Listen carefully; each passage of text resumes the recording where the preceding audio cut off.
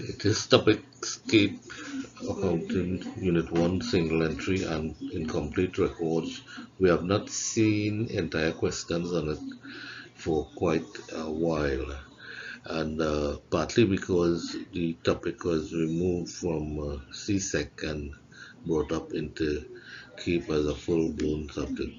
But the topic itself is covered in other topics such as control accounts uh, and bank reconciliations and such. So we can.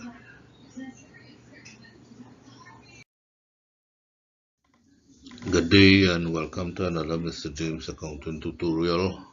Today we will be looking at Module 2 of Unit 1 and it's the second part of incomplete records and single entry. So let's get right into it.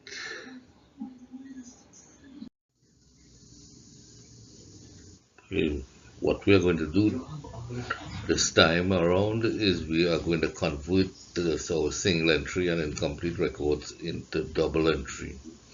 In order to do so, we are going to use 6 steps, and after we finish the 6 steps, we should be able to write up financial statements.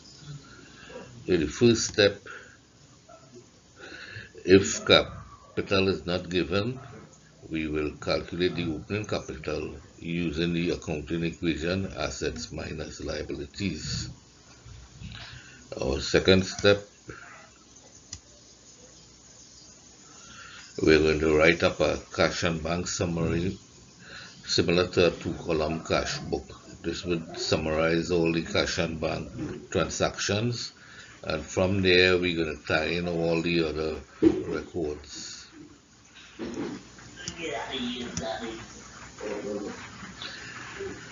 The third step, we're going to write up a sales ledger control account, filling in as much detail as possible from the data, and the objective of that is to determine the credit sales.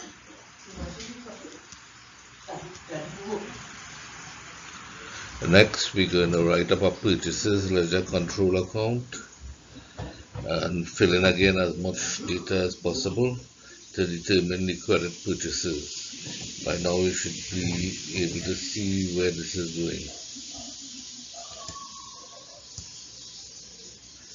And 5, we're going to make adjustments and period adjustments for depreciation, accrued and prepaid expenses, and bad debts, provision for bad debts, as we are given instructions in the question itself. Normally, you would not expect to have in incomplete records accrued and prepaid expenses and so on, but sometimes this is how your CAPE examiners behave.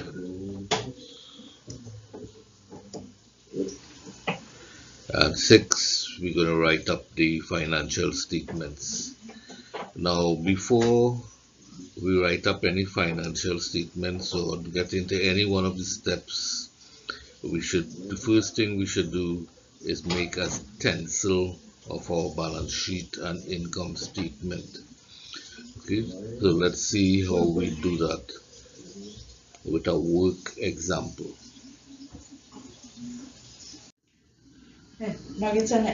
Here we have some data taken from a textbook. I couldn't find a past paper dealing with this method. So we have at the top here a bank account. It starts with a positive balance and ends up with a negative overdraft balance.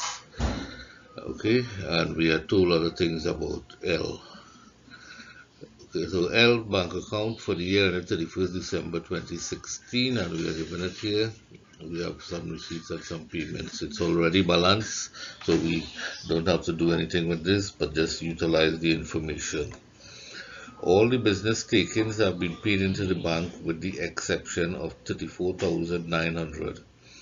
Okay, so takings is a reference to cash sales.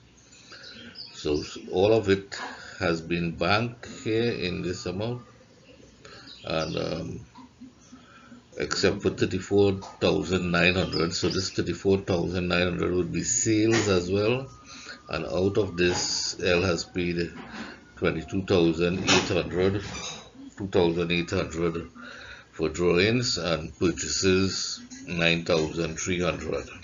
Okay, now you should add these three figures together and see if you get back your 34,900. Right? We are given some additional figures at the beginning of the year, our assets and liabilities here, and at the end of the year, the assets and liabilities again.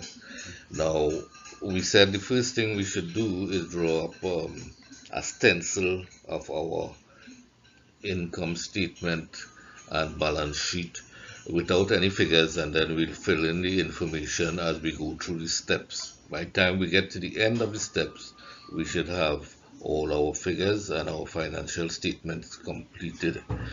Okay, so one of the things you have to remember with this type of questions is you do not just jump into the answer, because these figures here might not be the correct figure for the balance sheet.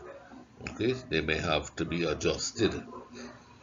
Right, so for our balance sheet, our stencil, these are the balances here, and for income statement, we'll get some of the profit and loss balances from here.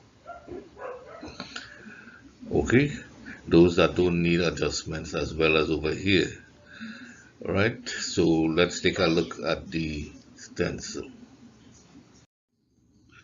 Okay, we have here a stencil of the income statement on this side here, and a balance sheet here. Now I have gone through the data and picked the items that we have in the question. Right, the depreciation of the fixtures, the rent, sundry, insurance. Okay, these are taken from the question itself, so the stencil is just a matter of writing in the figures here as we calculate them using the 6 steps. Right, the balance sheet, same thing. You have put in all we only have one fixed asset, the fixtures minus the depreciation, and we'll get the valuation. Current assets, we just have 3. The current liabilities, we have accounts payable, bank overdraft, and we have expenses owing. All these are mentioned in the question. Working capital, total financed by, capital start at, profit less drawing capital at the end. So we have here a complete balance sheet, and as we work through the steps, we will be filling in the data here. Okay, so let's get right into the steps. Okay, so we come back to the data here, and what we'll be picking up to fill in the stencil first is these balances here would go into the, we know they will go into the balance sheet because they are balances at the 1st of December 2016. It's the same date as our balance sheet.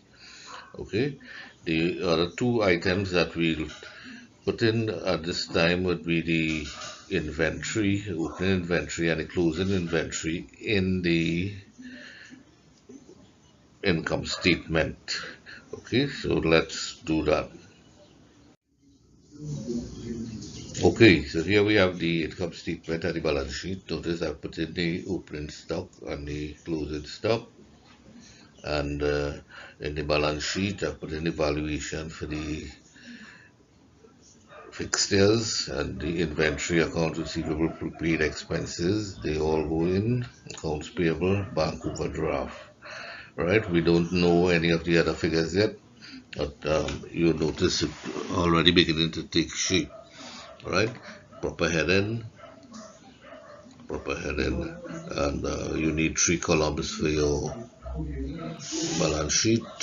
You would only need 2 columns for your income statement, because normally in complete records questions you don't have returns at all, because we got to bear in mind that the client here did not keep proper books of accounts.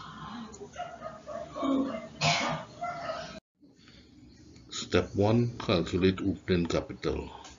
We're going to use the accounting equation to calculate the opening capital, assets minus liabilities, and we want to get the opening asset balances. Take the bank account first here, and then you list all the other assets that you have at the beginning of the year. Then we have the liabilities, and the capital is from assets minus liabilities equal 50,040. What you can do now is take the opening capital here and write it into your stencil that you had made. Okay, let's move on to the next step.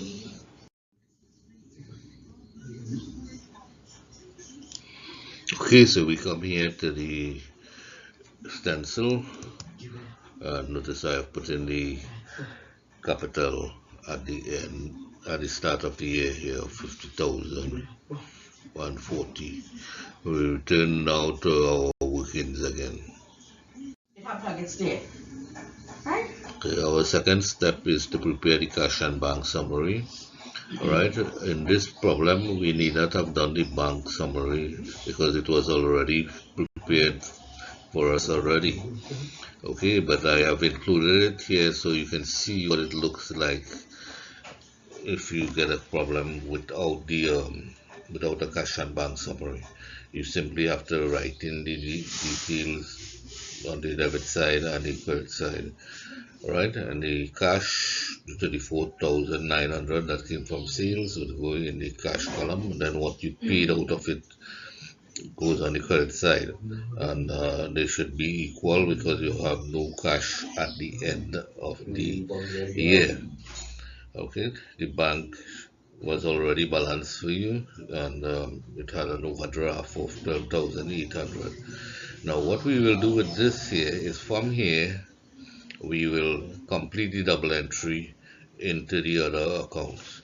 For instance, the cash sales would go into the sales account. We debit here bank and we credit sales with 34,800.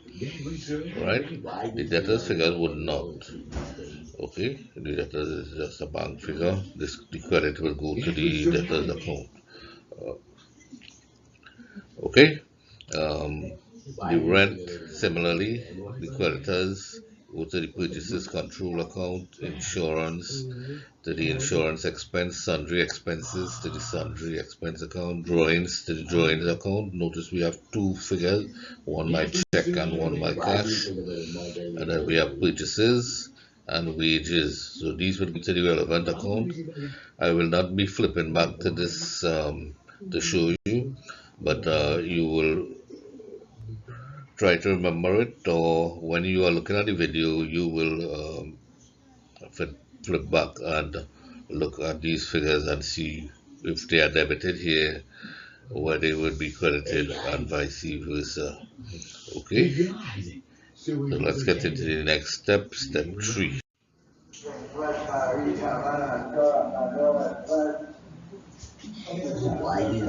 I have combined here step 3 and 4. Prepare control account for sales and purchases. Alright, in order to do this step, you have to know your sales ledger control, the items that go into it, and your purchases ledger control. Okay, now because it's an incomplete records question, you should not find any other items other than the balance brought down and carried down, the amount paid into the bank, and you get the credit sales as a balancing figure. Right, so these 4 items are the items that you are going to get in your sales ledger control account. However, again, keep accounting does not behave properly sometimes. Okay, and you may find things like bad debts and so on in the question that you will have to put in, and then calculate the credit sales. Okay, so be on your guard, look out for that. So after we calculate the credit sales here as a balancing figure, what we mean is we put in the balance brought down from the debtors, the two columns that we have in our data, 40,600 and 37,600, and we make the double entry from the bank. 182,000 is credited to the debtors, debited to debtors. We credit it here. So we get a debit and a credit. We have converted the single entry into the double entry. And then we balance the account. We will get this figure for credit sales, the missing figure. Notice I call it the balancing figure, and total sales would be equal to 179,000 taken from here, and then we have the cash sales from the bank account of 34,900, giving us a total of $214,000. We move to the purchases ledger control, and we do the same thing. We put in the accounts payable balance brought down and carried down. First column of the data, second column of the data. Next, we make the double entry for the bank. You have 136,200 credited in the bank account. So we debit it here that we have completed the double entry. And then we balance the account. We will get this figure here as the balancing figure. Credit purchases of 139,000. Okay, notice I call it the balancing figure. So you know you put in the other three and you balance the account, you'll get this here.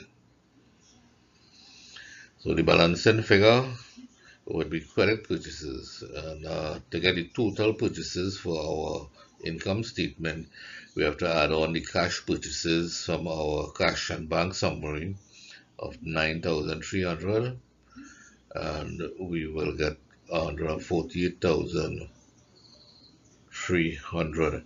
The next step would be to put these figures into the income statement stencil.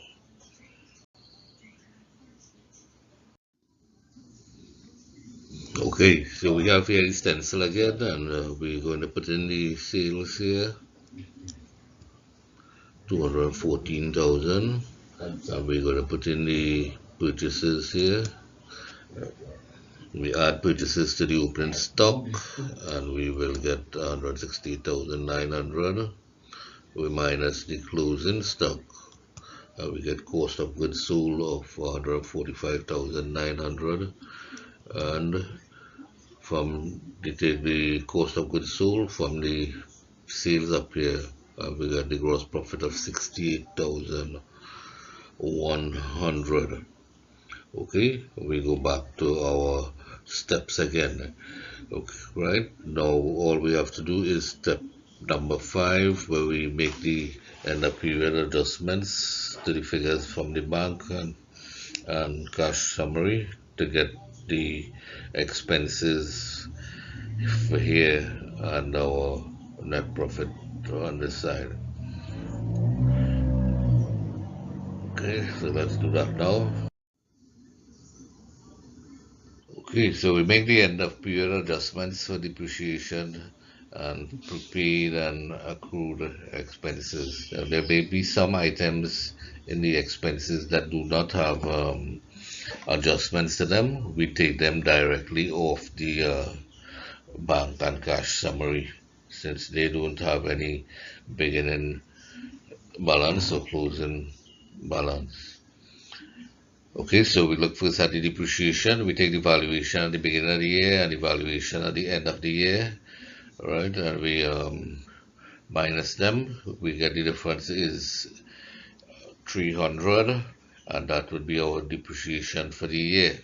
Now, if there had been any acquisition of fixtures during the year, we would have had to add it on to the opening valuation before we minus the closing valuation. Okay, and disposals, we would have done the opposite to it before we could get the depreciation.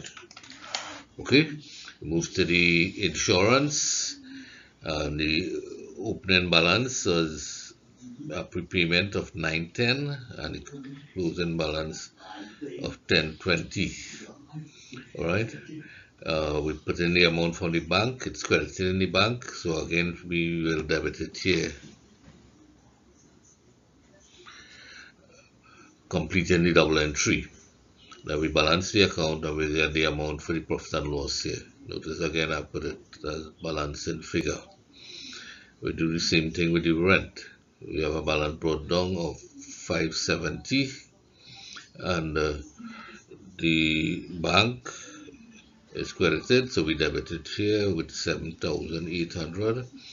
Completing the double entry, balance the account again, we will get the profit and loss account amount of 72.30.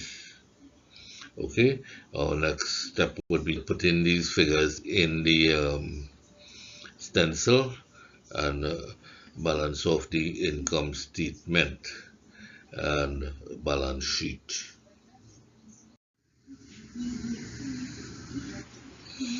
Here we come to the final step and we add on the other missing figures. The expenses, depreciation was 300, rent from our workings 7,250, sundry expenses will be taken from the cash and bank summary since there's no adjustment to it, insurance 2850 from our workings, and wages 22,800 again from the cash and bank summary. We total those, we get total expenses of 34,820, which we will minus from the gross profit, and we will get a net profit of 33,680. This we will take over to the balance sheet. Before we get to the net profit down here, we need to do some workings here. The current assets, we add them up and we get 61,720. Current liabilities, we add them up and we get 39,000. We take the 39,000 from the current assets and we'll get working capital of 22,720. We add on to our non-current asset up here, we'll get total net assets of 26,120. This is financed by the capital, opening capital that we had previously calculated. We add on to that the net profit from over here, the 3,680, and we get the 3,720. We minus the drawings again from the cash and bank summary. This by check, this by cash, 57,600. When we take that from the 3,720, we will get capital at 1st December of 26,120 with balances with our total net assets here. So there you have it. You have completed all 6 steps and you have before you the financial statements here. This is what would become your answer. Alright, and all the other items, the 5 previous steps, you would have that as your workings. Okay, and this is what you would present as your answer. Now, if you notice the time we have taken, it's just about 25 minutes here to do it, and usually you have about 45 minutes to do a problem like this. Okay, so if you take into consideration that some of it I did before I started to prevent, you can more than afford to do the workings before you begin to write up this, knowing that when you get to the end of all the workings, you would also have the answer ready. So don't just jump into an answer with an incomplete records problem. You're not going to get the correct figures. and that is what this is all about. Now, if you follow those 5 steps, you are going to get a balance sheet and a income statement, barring you have no adding errors. Okay, so that brings us to the end of this video. We take a look again at a recap of the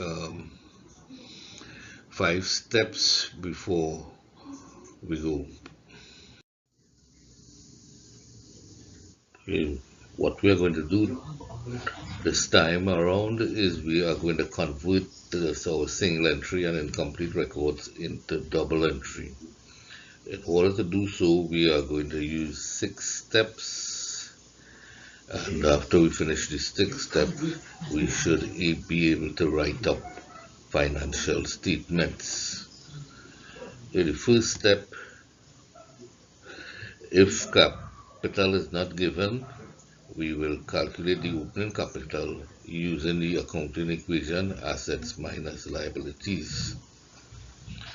Our second step,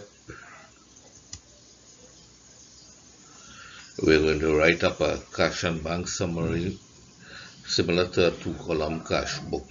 This would summarize all the cash and bank transactions, and from there we're going to tie in all the other records.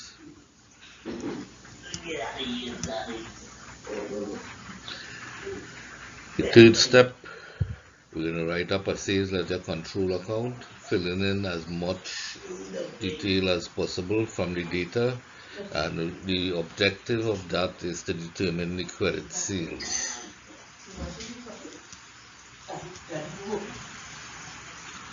Next, we're going to write up a purchases ledger control account and fill in again as much data as possible to determine the credit purchases. By now, we should be able to see where this is going. And 5, we're going to make adjustments and period adjustments for depreciation, accrued and prepaid expenses, and bad debts, provision for bad debts, as we are given instructions in the question itself.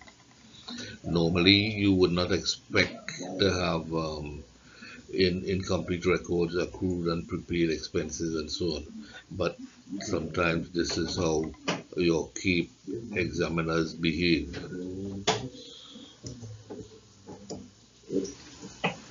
And 6, we're going to write up the financial statements.